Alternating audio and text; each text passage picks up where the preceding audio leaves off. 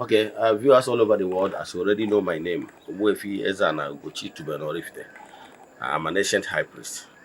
I'm onye isi nchụaja na ugochitubelu na temple.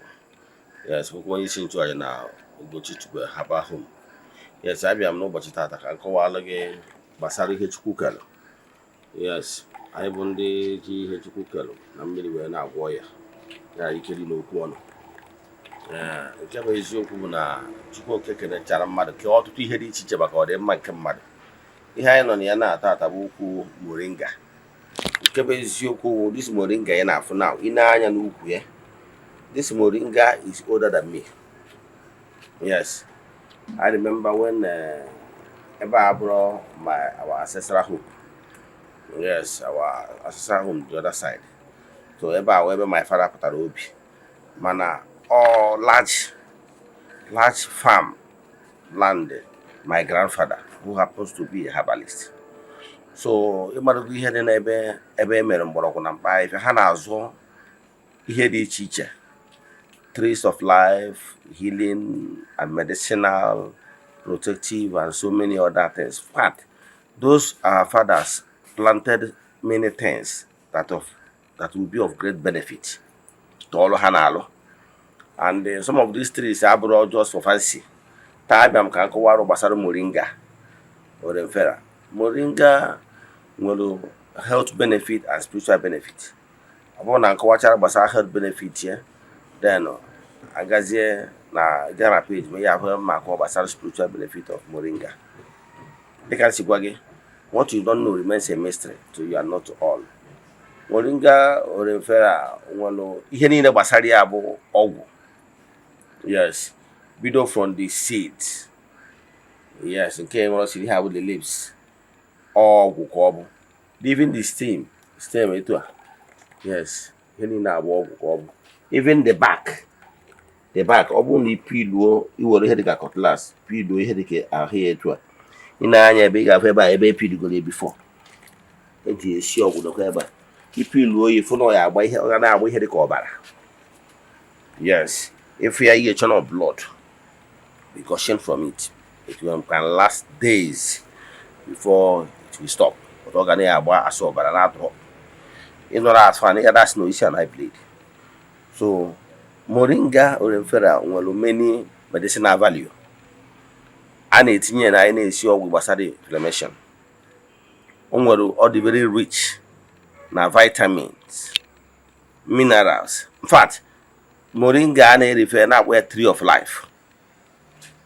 Ọ na-enye aka ebutu sugar level. Yes, moringa efuru enwere so many ways n'ihe ọ na-arụ n'ahụ. In fact, ị need ya as green tea. Na temple anyị na-eme green tea. Green tea bụ ihe tea kwesịrị ịda aṅụ for your health benefit on daily basis. In fact, ọ bụrụ na ọ ga-ekwe gị mee ị na-aṅụ ya bụ green tea, anyị na-prepare ya first thing in the morning and last into bed. Nke bụ eziokwu bụ na ị na-aṅụ ya, you will be very far away from hospital. Yes, adịka m gwaburu gị, o nwere ihe Chukwu kere owu in the west. This moringa, o nwere many ways anyị ji prepare ya. Mgbe ụfọdụ kwa o dependere ihe anyị chọrọ iji ya wee gwọ. Nwere nke ya anyị na-prepare ya, mana anyị ga-etinyekwu ya other things. Ụfọdụ ụmụnne nyere ya na-alụkọ. Nwekwa nke ya bụ total moringa tea. Enwere ihe ọzọ etinyere na ya. Enwere two ways eji eme ya. This leaves here now, anyị na-eweta ya grind ya under room temperature. Akwọ ya na engine, powderize ya. Then ọ dị na sachet as tea, green tea. Ị na-aṅụ ya one sachet morning and night. Believe me, testimony, you get testimony. This is a real miracle, see for nature. Then enwekwara ike boil ya boil. Mana ọ bụ na nke ị ga-aboil, ịmadogo na you might boil it too much. Yes, you might see a large quantity. Of course, you're not 3 days. You go, because we don't recommend eating a preservative now. Because preservative goes here or yeah. Then MSC was a reaction by substitute from preservative. Or you kick against orthodox medicine. Now, I'm going to hear about what you're using. The man has you at the back. So all total healing, total food. Yes, I call it total food that your body needs. All one single three vitamins and the minerals and other components is of great benefit. Yes, I can tell you.